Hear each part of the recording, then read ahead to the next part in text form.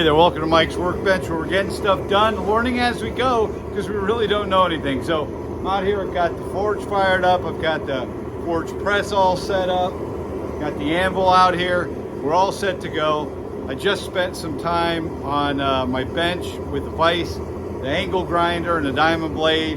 And let me tell you, now I know why people like plasma cutters, because that took a lot. I cut through a piece of leaf spring steel to get a section 17 inches long for my son's knife that I'm going to be making. I'm going to start on today. I've got some other stuff I'm going to get ready, prep to do grinding, and then we're going to try, I think we're going to try a bottle opener as well on the forge press, where I have a pre-drilled hole. I just want to see what that does, if that shortens stuff. So we're going to get started. We got a whole bunch of work to do. Let me grab the stuff in flux. Putting this on. So here we go, 17 inches of spring steel. That's gonna go in, we're gonna heat that up and get that on the forge press, start doing some work with that to get it out, spread out, ready to do working on the actual blade shape. Then I also have these two that I had quickly spread out. I got some final finish work I wanna do on the anvil with these. Get those ready to start grinding and then get them into the even heat kiln.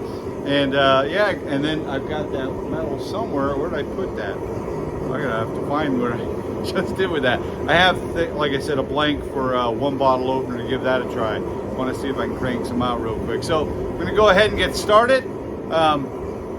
Get this in first and see how that goes. All right, so let's begin.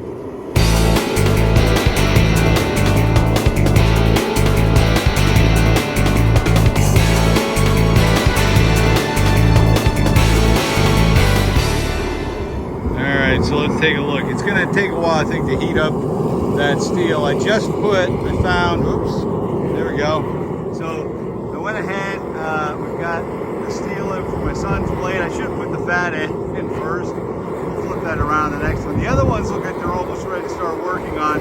And I just dropped in some steel, some mild steel for that bottle opener experiment. I don't know, can I zoom in? Yep, there we go. So that's sitting on top.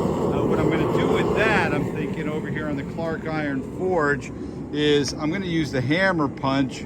I think that's too big though. That's not going to work. Never mind, we're not going to do that. So bottle openers, I got to make something. I want to make a bottle opener like thing to make that hole, so I can drill out and then do it a lot quicker. So that's not going to work. We're going to just put that aside, I think. But we will quickly, I want to spread out the handles on the two knives that I've got in the back there, and then we'll do some finish work on the anvil right over here and get that going. All right.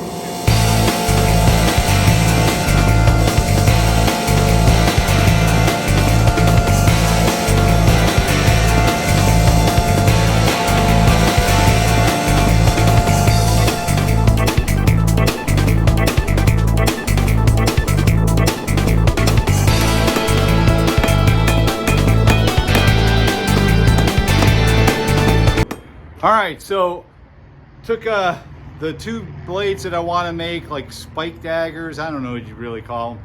Those are all ready for to hit the grinder. I did the finish work on the anvil over here. Very happy with how those came out very quickly. A lot less work to get them to that point, especially from spikes. So they're spikes, and I'm going to make spike daggers, but they're much longer. So the other thing is, I took that big piece of leaf spring steel. It was about 15 inches.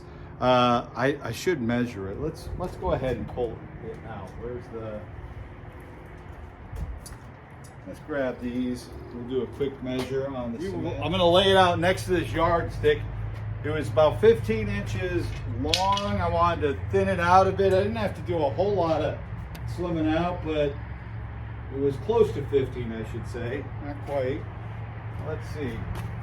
So if we take that, line it up, I now have from 15, I've got 24 inches. 24 inches of leaf spring. I'm almost a sword size. But I'm going to make my son's blade that knife that I had said I was going to be working on design with him. That's going to be made out of that. So it should be some really kick butt steel. So very excited about that. I mean, again, the forge press, I can't even imagine sitting there with a hammer trying to hammer that thing out. Heat, hammer by hand. I'd be there, it'd be weeks just to get it to this point.